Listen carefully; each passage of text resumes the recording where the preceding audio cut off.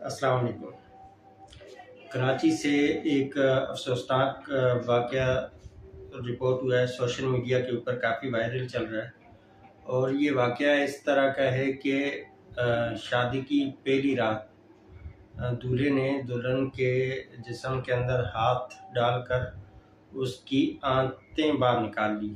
تو یہ کس طریقے کا انسان تھا؟ انتہائی افسوسناک واقعہ ہے، اور اس واقعے کی جتنی بھی مذمت کی جائے کم ہے، اور اس واقعے کی سخت سے سخت تحقیقات ہونی چاہیے، اور جو بھی مجرم ہیں ان کو ضرور سزا ملنی چاہیے، اور یہ بھی چیک کرنا چاہیے کہ وہ شخص جس سے یہ شادی ہوئی تھی اس لڑکی کی، وہ دماغی طور پہ صحیح تھا یا نہیں، کیونکہ یہ کسی بھی صحیح انسان کی حرکت نہیں ہو سکتی ہے۔ یقیناً وہ دماغی مریض ہوگا، نفسیاتی مریض ہوگا جس نے اس طریقے کا ایکٹ کیا ہے۔